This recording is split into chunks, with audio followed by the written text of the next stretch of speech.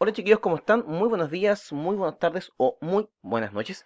Según sea la hora que están viendo esta video clase. En esta oportunidad vamos a continuar con la línea de endocrino y vamos a estar hablando en particular acerca del eje hipotálamo-hipófisis.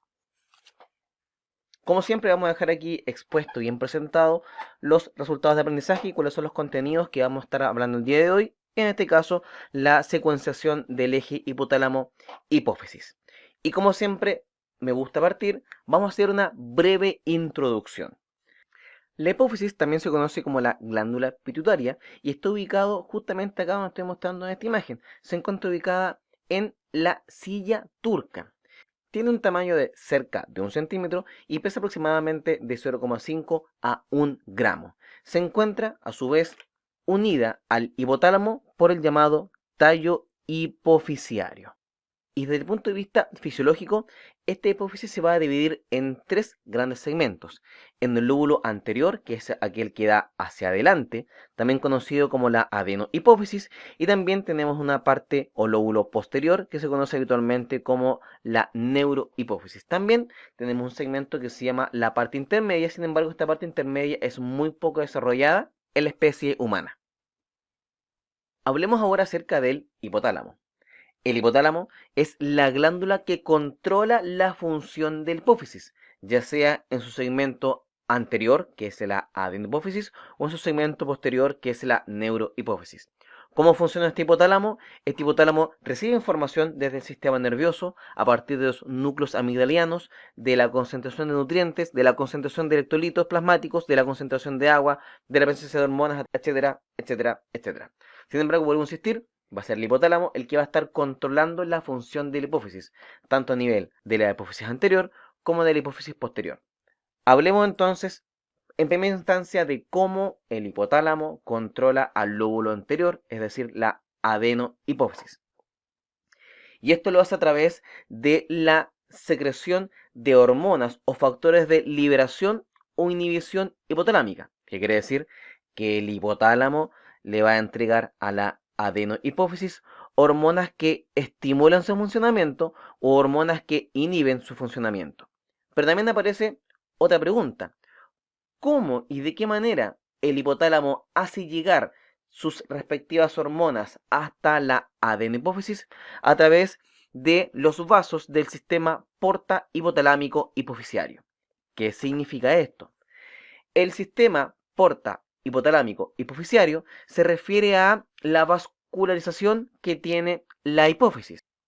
Viene una arteria que llega hasta la hipófisis y en particular a un segmento llamado la eminencia media. Luego, esta arteria que llega hasta la eminencia media se transforma en el plexo capilar principal. Y este plexo capilar principal se transforma en los vasoportales hipotalámicos hipofisiarios que irrigan la adenohipófisis y posteriormente se transforman en una vena. ¿Por qué esto es importante? Porque interesa que nosotros conozcamos cuál es la forma en que se irriga esta adenohipófisis, porque el hipotálamo se va a aprovechar de esta irrigación y a través de estos vasos sanguíneos va a entregar sus respectivas hormonas para que se entreguen las hormonas sintetizadas en el hipotálamo para que lleguen entonces a la adenohipófisis con la intención de que el hipotálamo logre estimular o inhibir la función hipofisiaria anterior. ¿De qué manera la va a hacer? En primera instancia, el hipotálamo va a sintetizar las hormonas hipotalámicas y luego esta hormona hipotalámica va a llegar hasta la terminación nerviosa y esta terminación nerviosa hace llegar las hormonas hasta los vasos sanguíneos ubicados en la eminencia media. Por lo tanto, la hormona que fue generada a este nivel llegó a través de la terminación nerviosa hasta el vaso sanguíneo ubicado en la eminencia media, así que ahora tenemos al interior de los vasos sanguíneos de la eminencia media, tenemos las hormonas que vienen desde el hipotálamo. Luego, estas hormonas que vienen desde el hipotálamo pasan hasta la adenohipófisis, es decir, la hipófisis anterior, a través de los vasos porta hipotalámicos hipofisiarios y de esa manera entonces logramos obtener que el hipotálamo le entrega las hormonas que controlan el funcionamiento de la adenohipófisis, es decir, aquellas que van a estar estimulando la función de la hipófisis anterior o bien inhibiendo la función de la hipófisis anterior. pero también el hipotálamo va a estar controlando la función de la neurohipófisis, recordando que la neurohipófisis es el lóbulo posterior, y el control que genera el hipotálamo sobre la hipófisis posterior es a través de señales nerviosas que más adelante vamos a estar conversando. Como les comentaba recién, ya sabemos que el hipotálamo va a generar las hormonas que estimulan o inhiben la función de la hipófisis. ¿Cuáles son las hormonas que se generan desde el hipotálamo y que van a llegar hasta la adenohipófisis para poder controlar su función?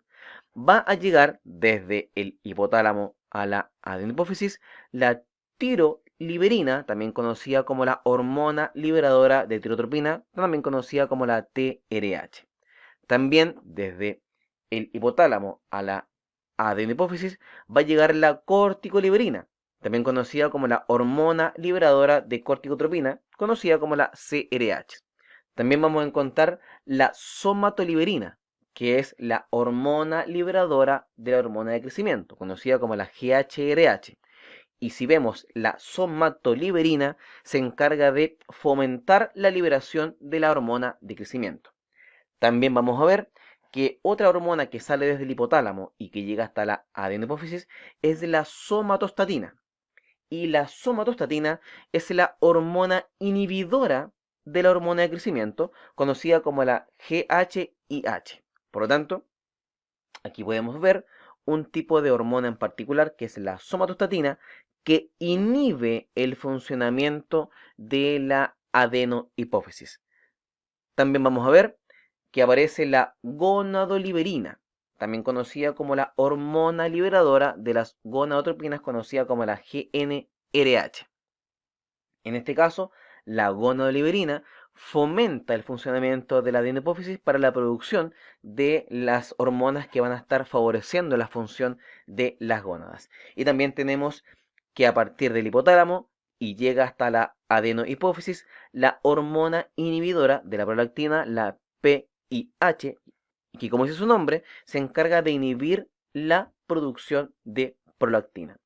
Por lo tanto, aquí podemos ver claramente que tenemos diferentes hormonas hipotalámicas que llegan hasta la adenohipófisis, es decir, hasta el lóbulo anterior de la hipófisis, que se encargan de aumentar la función de la adenohipófisis, tales como la tiroliberina, corticoliberina, somatoliberina y la gonadoliberina. Todas estas fomentan la acción de la adenohipófisis. Pero también tenemos la somatostatina y tenemos la hormona inhibidora de la prolactina que ponen un freno y disminuyen la actividad de la adenohipófisis. Así que ahora, una vez que ya hemos hablado acerca de la función que tiene el hipotálamo, nos corresponde hablar ya en particular y en específico de la adenohipófisis.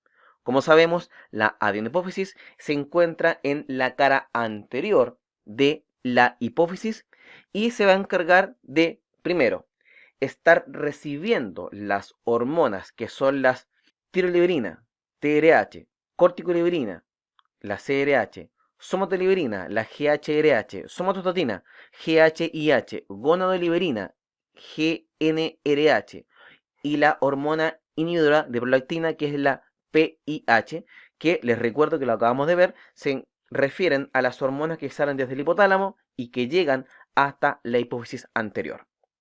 Y una vez que llegan estas hormonas desde el hipotálamo hasta esta estructura, se va a encargar de la generación de las siguientes hormonas. La adenohipófisis genera hormonas muy importantes, todas del tipo peptídico, es decir, del tipo aminoácidos, tales como la hormona de crecimiento, conocida como la GH.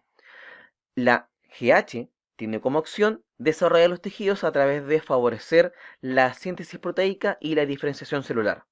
También tenemos que cuando la CRH, que es la corticoliberina, también conocida como hormona liberadora de corticotropina, esta adenohipófisis puede generar la corticotropina, conocida como la ACTH, y esta ACTH tiene una acción a nivel de la corteza suprarrenal, y esto permite entonces que se logre modificar el metabolismo de la glucosa, las proteínas y los lípidos. También tenemos que una vez que la adenohipófisis recibe la TRH, que se conoce como la tiroliberina, la hormona liberadora de tirotropina o TRH, se encarga de la producción de la tirotropina, también conocida como TSH, y va a ser esta TSH que se encarga de controlar la secreción tanto de T3 y T4 a nivel de la glándula tiroidea. Y esta T3 y T4 se va a encargar de la regulación de las diferentes reacciones químicas de nuestro organismo. También la adenohipófisis se va a encargar de la producción de la prolactina. Y la prolactina permite el desarrollo de la glándula mamaria y por lo tanto también de la producción de leche. Y finalmente tenemos las hormonas del tipo gonadótropas, tales como la folículo estimulante, la FSH, y la luteinizante, que es la LH, que se genera por efecto de la gonadoliberina, también conocida como la hormona liberadora de gonadotropina, o también conocida como la GnRH, y estas van a permitir el crecimiento y el desarrollo gonadal y por lo tanto permite la actividad hormonal y reproductiva. Y esta adenohipófisis tiene diferentes tipos de células y evidentemente en diferente tipo de célula se va a estar generando diferente tipo de hormona. Por ejemplo, vamos a encontrar que en la adenohipófisis vamos a encontrar las células somatótropas y la célula somatótropa corresponde a cerca del 30 al 40% y se encarga de la generación de la GH o la hormona de crecimiento.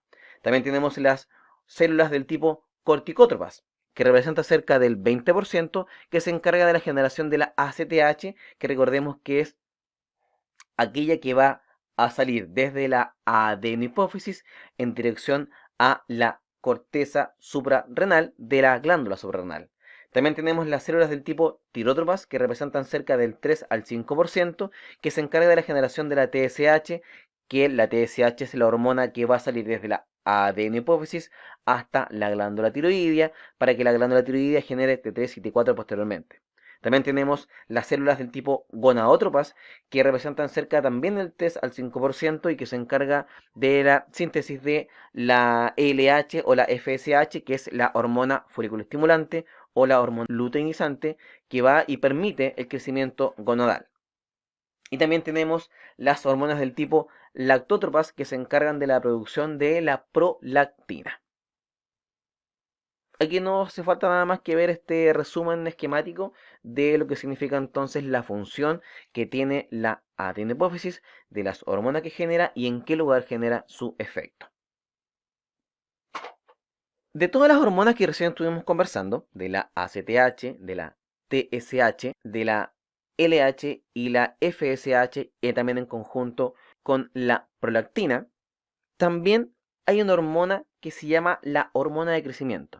La hormona de crecimiento va a ser la única hormona en particular que vamos a ver dentro de esta clase, a razón de que todas las hormonas que salen a partir de la adenohipófisis llegan hasta una glándula secundaria para que esta glándula secundaria genere nuevas hormonas y estas nuevas hormonas tengan un efecto dentro del organismo. Sin embargo, la adenohipófisis genera la hormona de crecimiento. Y la hormona de crecimiento se caracteriza porque es un tipo de hormona que no llega hasta ninguna glándula y tiene un efecto directo sobre los tejidos. Por lo mismo, entonces es importante que conozcamos cuáles son las características de esta hormona de crecimiento. Lo que podemos ver acá es que en la línea de color azul se observa el crecimiento a lo largo de 600 días de una rata control, y en la línea roja vemos el peso y el crecimiento de una rata que fue sometida a inyección diaria de hormona de crecimiento, y podemos ver entonces que efectivamente aquella que recibió la hormona de crecimiento efectivamente creció más e incluso alcanzó un peso del doble en 600 días respecto a la rata de control. Esta hormona de crecimiento, conocida como la GH, también es llamada la hormona somatótropa o la somatotropina, que es un tipo de hormona que tiene 191 aminoácidos en una sola cadena. Cosas particulares de esta hormona de crecimiento: no actúa sobre ninguna glándula efectora, tal como les comentaba recién, y es por eso entonces que la hablamos de manera separada respecto a las otras hormonas. Y permite el aumento del tamaño de células, estimula la mitosis y permite también la diferenciación celular, lo que entonces da lugar al crecimiento y formación de los tejidos. Un elemento importante es que la hormona de crecimiento actúa en conjunto con las somatomedinas y su función es facilitar el transporte de aminoácidos a través de la membrana plasmática. Por lo mismo, la hormona de crecimiento permite que los aminoácidos entren más fácilmente al interior de la célula y al entrar más fácilmente al interior de la célula permite que se puedan sintetizar proteínas más rápidamente. También, la hormona de crecimiento permite la rápida traducción del ARN por parte del ribosoma. Por lo tanto, el ribosoma puede leer rápidamente este ARN y este ARN dice hay que sintetizar más proteínas, porque recordemos que el ribosoma se encarga de sintetizar proteínas. Por lo mismo, entre más rápido el ribosoma puede leer el ARN, más rápidamente logra interpretar el mensaje que se le está indicando el aumento en la producción de proteínas. También aumenta la transcripción nuclear de ADN para formar ARN, es decir, el ARN va a ser más rápidamente formado y por lo tanto más rápidamente puede llegar hasta el ribosoma. Y por lo mismo, si más rápidamente llega el ARN al ribosoma y el ribosoma logra leer rápidamente este ARN, también fomentamos el aumento de síntesis de proteínas. Y al mismo tiempo también, esta hormona de crecimiento permite la disminución del catabolismo o la disminución de la degradación o destrucción de proteínas.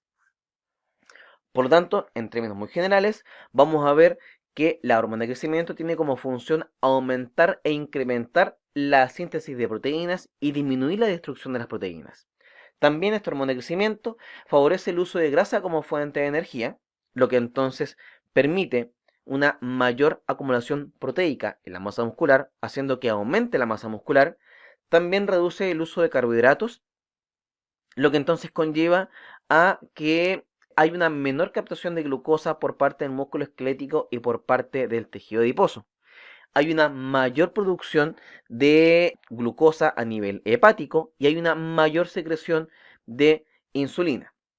También esta hormona de crecimiento estimula el crecimiento del hueso y el cartílago y requiere para poder funcionar de buena manera una cantidad importante de insulina. Esto no está del todo bien definido el motivo del por qué, pero se piensa que es necesario que haya una mayor cantidad de insulina para poder utilizar de mejor forma la glucosa en consideración que tenemos un aumento en la producción de proteínas.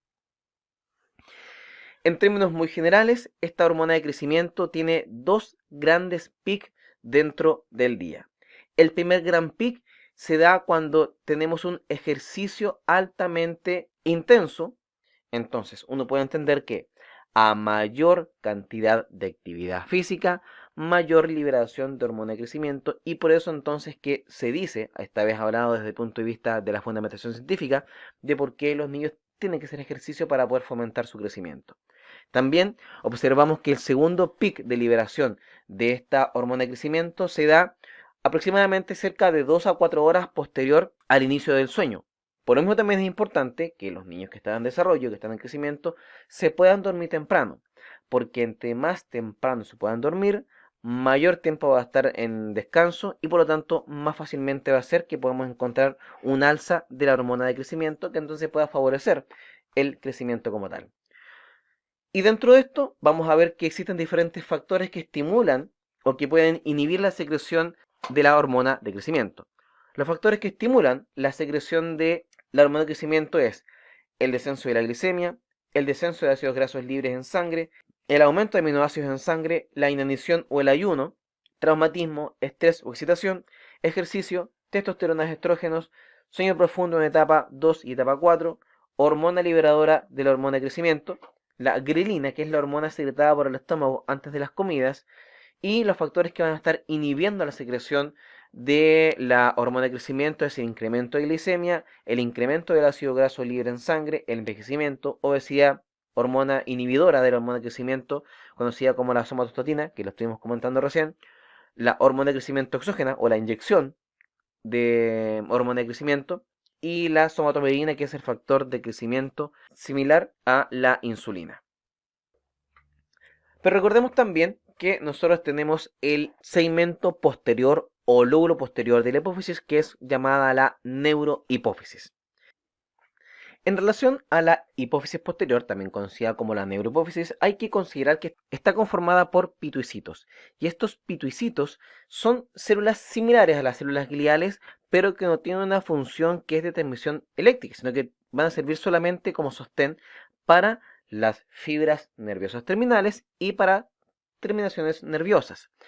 Estas terminaciones nerviosas vienen desde el núcleo supraóptico, el que estamos viendo acá, y este núcleo supraóptico se encarga de la generación de la ADH. Y también vemos que esta terminación nerviosa viene, además de el núcleo supraóptico, desde el núcleo paraventricular. Y desde el núcleo paraventricular vemos la síntesis de oxitocina. Y van a ser estas terminaciones nerviosas las que van a llegar hasta la neurohipófisis para que en este lugar se produzca la liberación de hormonas a través de exocitosis, permitiendo que las hormonas sintetizadas a nivel del hipotálamo, a nivel de los núcleos paraventriculares y el núcleo supraóptico, llegue hasta la neurohipófisis para que ésta posteriormente también cumpla su respectiva función. Esta neurohipófisis se encarga de secretar hormonas también del tipo peptídico, hormonas que son muy importantes tales como la hormona antidiurética y la vasopresina, conocida como la ADH. Esta ADH se encarga de controlar y limitar la excreción de agua, haciendo que el agua pase desde el túbulo renal de vuelta a la circulación sistémica para que de esta manera entonces permitamos un aumento del volumen plasmático o el aumento del volumen de plasma dentro de nuestro cuerpo porque evitamos que este plasma se vaya a través de la orina. Pero también la neurohipófisis se encarga de la generación de oxitocina y la oxitocina se encarga de secretar la leche generada por efecto de la prolactina en la glándula mamaria y también favorecer el trabajo de parto. Vemos entonces en particular primero la función de la hormona antidiurética, conocida como vasopresina, conocida como ADH, que se genera a nivel de la neurohipófisis.